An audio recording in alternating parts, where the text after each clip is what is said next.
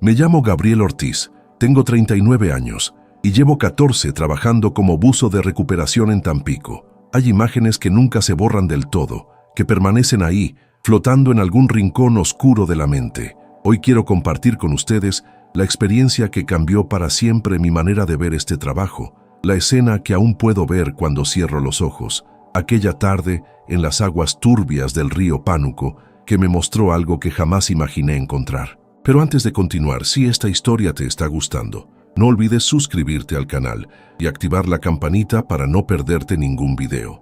Y por favor déjame en los comentarios desde qué ciudad me estás viendo, me encanta saber de dónde son todos ustedes. También cuéntame si alguna vez has tenido una experiencia que te marcó profundamente, me interesa mucho leer sus historias. Ahora sí, sigamos con la historia porque lo que viene es algo que necesito sacar de mi pecho después de tanto tiempo guardándolo. Crecí en una familia de pescadores en Tampico, rodeado por el olor a sal y el sonido constante de las olas del Golfo de México. Mi abuelo Ramón solía decir que el agua tiene memoria, que guarda secretos que solo algunos pueden descubrir. De niño, esas palabras me parecían poesía de viejo marinero, pero con el tiempo comprendí que llevaban más verdad de la que yo hubiera querido conocer. Aprendí a nadar antes de aprender a leer correctamente, y el océano se convirtió en mi segundo hogar, en ese lugar donde me sentía libre y completo. Cuando cumplí 25 años, tomé la decisión de certificarme como buzo profesional.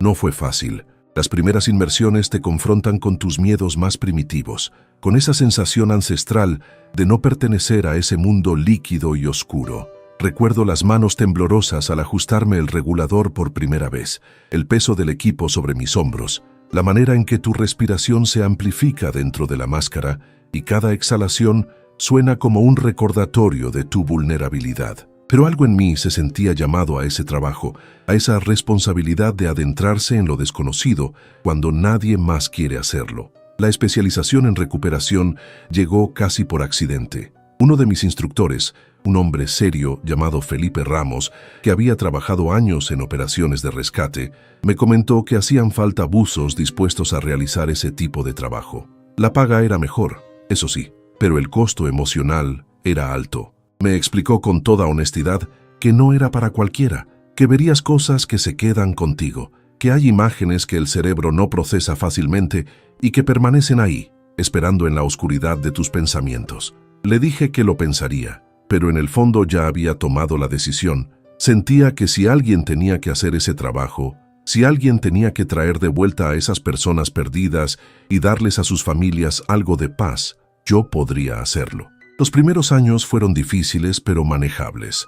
Recuperamos vehículos hundidos, equipos perdidos, ocasionalmente alguna persona que había tenido un accidente trágico. Aprendes a desconectarte emocionalmente, a ver tu trabajo como una labor técnica, casi mecánica.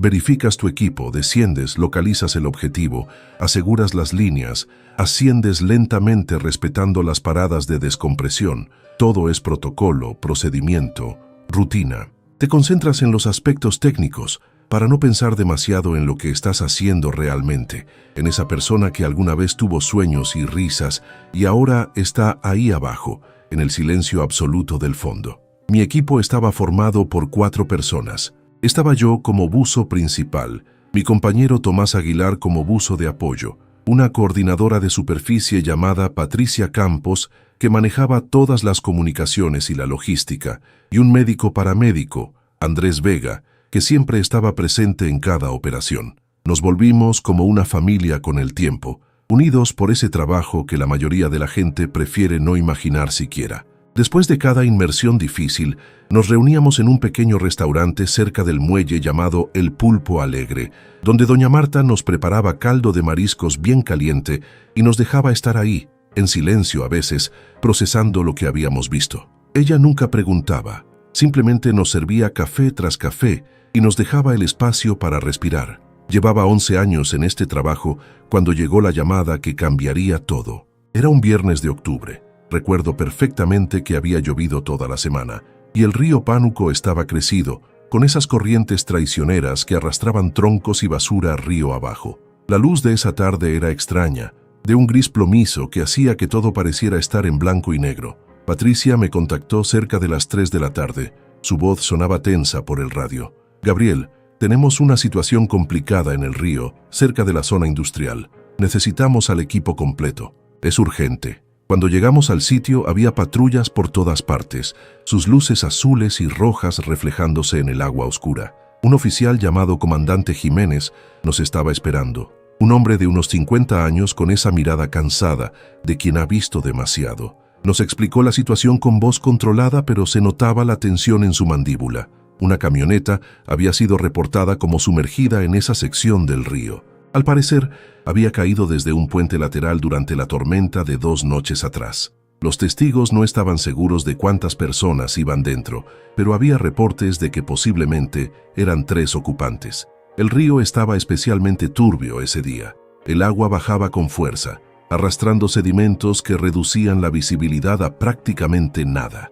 Tomás y yo nos miramos. Ambos sabíamos que serían condiciones pésimas para trabajar. La temperatura del agua estaba fría, alrededor de 18 grados, y la corriente era fuerte, constante, empujando todo hacia la desembocadura con esa fuerza implacable que tiene el agua cuando decide moverse. Revisamos el equipo con cuidado especial, verificando cada conexión, cada válvula, cada línea de seguridad. En condiciones así, un error pequeño puede convertirse en algo grave muy rápidamente. Me ajusté el traje de neopreno, sintiendo cómo se adhería a mi piel. El olor a caucho y sal siempre me recordaba lo que estaba por hacer. Tomás me ayudó con el tanque, ajustando las correas con esa precisión que solo da la experiencia de años trabajando juntos. Patricia revisó la comunicación por radio, haciendo pruebas de sonido una y otra vez. «Te escucho perfectamente, Gabriel. Recuerda, al menor problema, me avisas de inmediato. No quiero héroes ahí abajo», me dijo con esa mezcla de preocupación y profesionalismo que la caracterizaba. Descendí lentamente, dejando que mis ojos se ajustaran a la oscuridad creciente. La luz del día desaparecía rápidamente a medida que bajaba, reemplazada por esa penumbra verde oscura que es característica del agua de río cargada de sedimentos. La corriente me empujaba lateralmente, haciendo que tuviera que compensar constantemente mi posición usando las aletas. El sonido de mi respiración llenaba mis oídos, ese ritmo constante que se vuelve casi meditativo cuando llevas suficiente tiempo buceando. Inhalación, exhalación, burbujas ascendiendo hacia la superficie que ya no podía ver. La visibilidad era aún peor de lo que había anticipado. Con la linterna solo podía ver tal vez medio metro frente a mí, y eso en el mejor de los casos. El río parecía estar lleno de partículas suspendidas que flotaban en el agua como nieve sucia. Descendí siguiendo la línea de seguridad que habíamos instalado, contando mentalmente los metros. 5 metros, 10 metros, 15 metros. El agua se volvía más fría con cada metro de profundidad, penetrando lentamente a través del neopreno. «Patricia, estoy a 18 metros. Visibilidad muy reducida, continúo el descenso», comuniqué por el radio integrado en mi máscara. Su voz respondió inmediatamente, clara y calmada. «Recibido, Gabriel. Todo normal en superficie. Tomás está listo para descender si lo necesitas». Saber que mi equipo estaba ahí arriba, monitoreando cada segundo, siempre me daba una sensación de seguridad necesaria en ese trabajo. A los 22 metros, mi linterna finalmente captó algo. Una forma oscura, angular, definitivamente metálica. Era la camioneta. Estaba de costado, recargada contra el fondo lodoso del río. La corriente había acumulado ramas y basura alrededor del vehículo, creando una especie de barrera natural de escombros. Me acerqué lentamente, dejando que mis ojos procesaran lo que estaba viendo. El vidrio delantero estaba completamente destrozado, probablemente por el impacto inicial o por la presión del agua. La puerta del conductor estaba abierta, meciéndose ligeramente con la corriente como si estuviera invitándome a entrar. Me posicioné cerca de la ventana del conductor, iluminando el interior con mi linterna. El habitáculo estaba lleno de agua turbia, con sedimentos flotando lentamente en todas direcciones. Podía ver el volante torcido, la bolsa de aire desplegada y desgarrada, papeles flotando suspendidos en el agua. Y entonces la vi. En el asiento del conductor, todavía sujeta parcialmente por el cinturón de seguridad, estaba una mujer. Su cabello flotaba alrededor de su cabeza como algas oscuras, moviéndose con la corriente en un baile lento y grotesco. Sus ojos estaban abiertos, mirando hacia adelante con esa fijeza que solo tienen quienes ya no están aquí. Sentí el familiar apretón en el pecho, esa mezcla de tristeza y determinación profesional. Respiré profundo, concentrándome en mi trabajo. Patricia, confirmo una ocupante en asiento del conductor. Procedo a evaluación completa del vehículo, reporté con voz controlada. Recibido, Gabriel. Ten cuidado ahí abajo, respondió ella, y pude detectar la tensión contenida en su voz. Me moví hacia la parte trasera del vehículo, iluminando el asiento posterior. La visibilidad era terrible. Tenía que acercarme mucho para distinguir cualquier detalle. Las ventanas traseras estaban intactas, pero completamente cubiertas de lodo y sedimentos. Limpié una sección con mi mano enguantada y entonces lo vi. Había alguien más ahí. Un bulto oscuro en el asiento trasero, parcialmente cubierto por lo que parecía ser una manta o chamarra. Me acerqué más, mi corazón comenzando a acelerarse de una manera que no era normal, ni siquiera para este trabajo. Iluminé directamente hacia el asiento trasero, y lo que vi me heló la sangre a pesar del traje de neopreno. No era una persona, eran dos figuras pequeñas abrazadas entre sí en el asiento trasero, niños. Por el tamaño, diría que tenían tal vez 8 o 10 años. Uno de ellos tenía puesto un suéter rojo que destacaba incluso en esa agua turbia. El otro llevaba una mochila escolar todavía en la espalda, con estampados de dinosaurios que pude distinguir cuando la luz de mi linterna los iluminó directamente. El tiempo pareció detenerse. Mi respiración se aceleró involuntariamente, las burbujas ascendiendo con más frecuencia. Mi corazón bombeando con fuerza contra mi pecho. En 14 años de hacer este trabajo, había visto muchas cosas difíciles, pero esto era diferente. Estos eran niños, pequeños que probablemente iban camino a la escuela o regresando a casa, que tenían sueños y juegos y toda una vida por delante. Y ahora estaban ahí, en esa oscuridad fría y silenciosa del fondo del río, abrazados el uno al otro, en lo que debió ser su último momento de terror. Gabriel, ¿estás bien? Tu respiración suena acelerada. La voz de Patricia sonó preocupada en mi oído. Tuve que hacer un esfuerzo consciente para controlarme, para recordar mi entrenamiento, para no dejarme llevar por la ola de emoción que amenazaba con abrumarme. Patricia, hay 2 niños en el asiento trasero, dije finalmente, mi voz sonando extraña incluso para mí mismo. Hubo un silencio largo del otro lado, y luego su voz, ahora más suave. Entendido, Gabriel. Tómate tu tiempo. Cuando estés listo, procede con el protocolo. Pero entonces, algo me llamó la atención. Algo que no encajaba con el resto de la escena. Los niños estaban abrazados, sí, pero la posición era extraña. No era el abrazo de 2 personas asustadas aferrándose el uno al otro. Era más protector. Uno de los niños, el del suéter rojo, tenía sus brazos alrededor del otro, pero sus manos estaban posicionadas de una manera particular, como si hubiera estado sosteniendo algo. Me acerqué más, mi linterna escaneando cada detalle, y entonces lo vi. Entre los brazos del niño del suéter rojo, parcialmente escondido por su cuerpo, había algo que brillaba débilmente con la luz de mi linterna. Me tomó un momento procesar lo que estaba viendo. Era una bolsa de plástico transparente, sellada con cinta adhesiva. Y dentro de esa bolsa había algo que hizo que mi mente tardara varios segundos en comprender lo que mis ojos estaban viendo. Paquetes blancos. Varios paquetes blancos perfectamente envueltos, con esa forma característica que cualquier persona que haya trabajado en recuperación o con autoridades reconoce inmediatamente. Sustancias ilícitas. Los niños no estaban siendo transportados a la escuela, estaban siendo usados como correos, como pantalla, como parte de algo mucho más oscuro y siniestro de lo que yo había imaginado inicialmente. Mi mente empezó a procesar la escena completa con esta nueva información. La camioneta no había caído accidentalmente. La mujer del asiento delantero, la manera en que el vehículo estaba posicionado, la ubicación específica donde habían caído, todo comenzaba a tener un sentido horrible y perturbador. Esto no había sido un accidente causado por la tormenta. Esto había sido algo planeado, algo que salió terriblemente mal, o peor aún, algo que salió exactamente como alguien lo había planeado. Patricia, necesito que contactes al comandante Jiménez inmediatamente, dije, tratando de mantener mi voz estable. Esto no es solo una recuperación, es una escena que necesita investigación completa. Hay elementos aquí que cambian completamente la naturaleza de la situación. Pude escuchar el sonido de voces urgentes en la superficie, Patricia comunicándose con las autoridades. Permanecí ahí, flotando en esa agua oscura, mirando esa escena que parecía sacada de la peor de las pesadillas.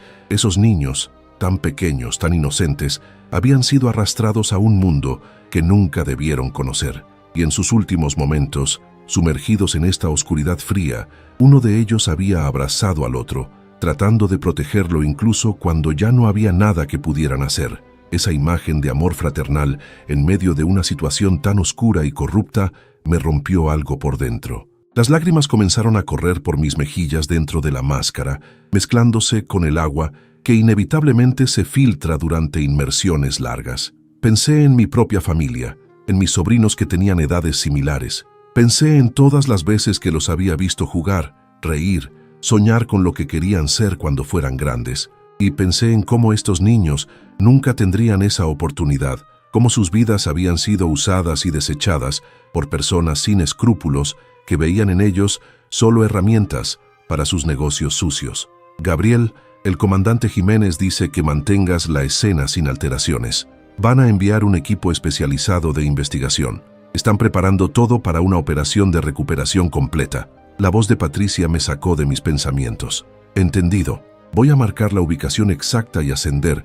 Necesito salir de aquí por un momento, admití, algo que rara vez hacía. Coloqué las marcas de referencia necesarias alrededor del vehículo, trabajando en modo automático mientras mi mente seguía procesando lo que había visto. Cada movimiento era mecánico, cada acción seguía el protocolo al pie de la letra, pero por dentro estaba destrozado. Inicié mi ascenso lentamente, respetando las paradas de descompresión necesarias. Esos minutos de espera en el agua, a 10 metros de profundidad, fueron los más largos de mi vida. Solo yo y mis pensamientos, el sonido de mi respiración y esas imágenes quemándose en mi memoria. Cuando finalmente rompí la superficie, la luz del día me pareció ofensivamente brillante después de la oscuridad del fondo. Tomás estaba ahí inmediatamente, ayudándome a quitarme el equipo. Debió ver algo en mi cara porque no hizo preguntas. Simplemente me ayudó a subir a la embarcación y me pasó una toalla. Patricia estaba en su radio, coordinando con las autoridades, pero me dirigió una mirada cargada de preocupación y empatía. El comandante Jiménez se acercó. Su expresión era grave. Gabriel, necesito que me cuentes exactamente lo que viste ahí abajo, con todos los detalles. Me tomé un momento, bebí agua y luego le conté todo. Su cara se fue poniendo más seria con cada palabra, anotando todo en su libreta con mano firme. Cuando terminé, simplemente asintió y dijo, «Esto es más grande de lo que pensábamos. Tu trabajo aquí posiblemente acaba de destaparnos una red completa». Los siguientes días fueron un torbellino de declaraciones, entrevistas con investigadores, procedimientos oficiales, pero nada de eso borraba las imágenes de mi cabeza. Cada noche, cuando cerraba los ojos, los veía ahí. El suéter rojo flotando en el agua, esa mochila con dinosaurios, esos brazos pequeños abrazando al otro niño en un gesto protector final. Las pesadillas comenzaron casi inmediatamente. Me despertaba en la madrugada empapado en sudor, sintiendo como si todavía estuviera bajo el agua, atrapado en esa oscuridad con ellos. Patricia me recomendó hablar con un terapeuta especializado en trauma. Al principio me resistí, con esa estúpida idea de que pedir ayuda era signo de debilidad. Pero después de 2 semanas sin poder dormir más de 3 horas seguidas, sin poder comer apropiadamente, sintiéndome como si estuviera funcionando en piloto automático todo el tiempo, finalmente acepté. Comencé a ver a una doctora llamada Lucía Vargas, una mujer gentil que se especializaba en trabajar con personal de emergencias y rescate. Las sesiones fueron difíciles. Tener que revivir esa experiencia una y otra vez, ponerle palabras a las emociones que había estado tratando de ignorar. Pero lentamente, muy lentamente, comencé a procesar lo que había vivido. La doctora Vargas me explicó que lo que estaba experimentando era completamente normal, que mi reacción era de hecho una respuesta saludable a una situación profundamente perturbadora. «No eres una máquina, Gabriel», me dijo una vez. «El día que dejes de sentir algo ante situaciones como esta, ese será el día en que deberás preocuparte realmente». La investigación que siguió fue extensa. Resultó que la camioneta estaba vinculada a una red de movimiento de sustancias ilícitas que operaba en toda la región. Usaban a familias completas, especialmente niños, como pantalla para sus operaciones, aprovechándose de la vulnerabilidad de personas desesperadas por dinero. La mujer del asiento delantero era en realidad la madre de uno de los niños que había sido coercionada por su pareja para participar en esto. Lo que debía ser un viaje rutinario había terminado en el río, posiblemente porque la organización decidió que sabían demasiado, o tal vez realmente fue un accidente causado por el mal tiempo. La verdad completa probablemente nunca la sabremos, pero lo que sí sé, lo que quedó grabado en mi alma esa tarde en el fondo del río Pánuco, fue la imagen de esos dos niños abrazados, ese último gesto de amor y protección en medio de la oscuridad. Me recordó que incluso en las situaciones más horribles, en los contextos más sombríos que pueda crear la maldad humana, siempre hay destellos de humanidad, de amor genuino, de conexión pura entre personas. Con el tiempo, volví al trabajo. No fue fácil. Las primeras inmersiones después del incidente fueron especialmente difíciles. Cada sombra en el agua me hacía tensar. Cada forma desconocida aceleraba mi corazón. Pero Tomás estaba siempre ahí. Patricia coordinaba todo con una paciencia infinita, y Andrés se aseguraba de que estuviera bien después de cada inmersión. Mi equipo se convirtió en mi apoyo, en mi red de seguridad no solo bajo el agua, sino también en tierra firme. Han pasado 3 años desde ese día. La terapia continúa, aunque ahora con menos frecuencia. He aprendido técnicas para manejar los flashbacks, para procesar las emociones difíciles cuando surgen, para no dejar que ese día me defina completamente. Pero sería mentiroso si dijera que volví a ser el mismo. Algo cambió en mí ese día en las profundidades del río.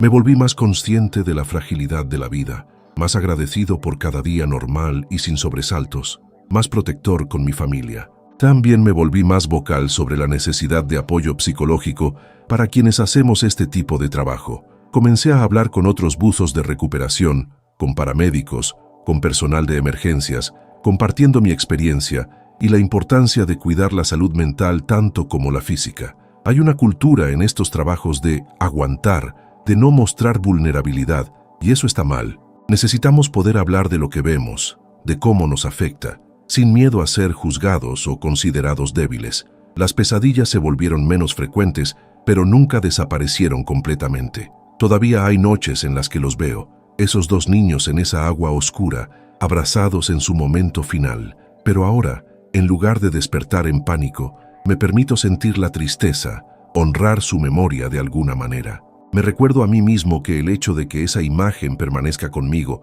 de que no pueda simplemente olvidarla, es en realidad algo bueno. Significa que todavía soy humano, que todavía puedo conmoverme, que no me he vuelto insensible a pesar de años viendo cosas difíciles. Hay lecciones que solo se aprenden en los lugares más oscuros. En el fondo de ese río, en esa agua turbia y fría, aprendí sobre la capacidad del ser humano, tanto para la maldad como para el amor. Vi cómo adultos sin escrúpulos pueden usar a los más vulnerables para sus propios fines egoístas y oscuros. Pero también vi ese abrazo protector, ese último acto de amor entre dos pequeños que enfrentaban lo inimaginable. Y de alguna manera, ese gesto simple pero profundo me dio una razón para seguir haciendo este trabajo, porque al final, eso es lo que hacemos los buzos de recuperación. No solo recuperamos vehículos o objetos perdidos. Traemos de vuelta a personas que importaban, que eran amadas, que dejaron familias destrozadas esperando respuestas. Les damos a esas familias la oportunidad de cerrar un ciclo, de tener un lugar donde llorar, de comenzar el proceso de sanación. Es un trabajo oscuro, sin duda, pero es también profundamente necesario y en cierta forma, sagrado. Cada vez que me sumerjo ahora, llevo conmigo no solo mi equipo técnico, sino también esa experiencia que me marcó. Me recuerda por qué hago esto, por qué es importante seguir adelante incluso cuando es difícil, incluso cuando preferiría hacer cualquier otra cosa, porque en algún lugar siempre hay una familia esperando, necesitando ese cierre que solo nosotros podemos darles. El río Pánuco sigue fluyendo, indiferente a las historias que guarda en su fondo. El agua sigue teniendo memoria, como decía mi abuelo Ramón, guardando secretos que solo algunos pueden descubrir. Y yo sigo descendiendo a esas profundidades, con respeto, con cuidado, con la responsabilidad de ser testigo de esas historias y traer de vuelta lo que el agua se llevó. A veces la gente me pregunta, ¿Cómo puedo seguir haciendo este trabajo después de lo que vi? La respuesta no es simple. Lo hago porque alguien tiene que hacerlo. Lo hago porque cada persona que recupero es alguien que importaba a otras personas. Lo hago porque incluso en las profundidades más oscuras hay dignidad que preservar, hay historias que contar, hay familias que merecen respuestas. Y lo hago porque ese día, esos dos niños me enseñaron que incluso en los momentos más terribles, el amor y la protección prevalecen. Aún puedo ver esa escena cuando cierro los ojos, el suéter rojo flotando suavemente en la corriente, la mochila con dinosaurios, esos brazos pequeños en un abrazo eterno. Ya no trato de borrarla de mi mente. En su lugar la honro. La llevo conmigo como un recordatorio de por qué este trabajo importa, de por qué debemos cuidarnos unos a otros, de por qué debemos proteger a los más vulnerables, especialmente a los niños que merecen crecer en un mundo mejor que el que esos dos pequeños conocieron. Si pudiera decirle algo a aquellos niños ahora, les diría que no fueron olvidados, que su historia ayudó a desmantelar una red que había dañado a muchas otras familias, que su último acto de amor no pasó desapercibido, que tocaron la vida de un buzo que ahora trabaja no solo para recuperar a los perdidos, sino para honrar a cada persona que encuentra en esas aguas oscuras, recordando que todos tienen una historia, que todos importan. Antes de terminar, si esta historia te movió de alguna manera, te pido que te suscribas al canal y actives la campanita para no perderte los próximos videos. Déjame en los comentarios qué te pareció esta historia, si has tenido alguna experiencia que te marcó profundamente o simplemente cuéntame desde dónde me estás viendo. Me encanta leer cada uno de sus mensajes. Y si conoces a alguien que trabaja en servicios de emergencias o recuperación, comparte este video con ellos. Es importante que sepan que no están solos, que lo que sienten es válido y que está bien pedir ayuda cuando la necesitan. Esta es mi historia, el hallazgo que cambió mi vida y mi manera de ver este trabajo. Gracias por escucharme, por darme este espacio para compartir algo tan personal. Nos vemos en el próximo video. Cuídense mucho y recuerden siempre cuidar de su salud mental tanto como de su salud física. Hasta pronto.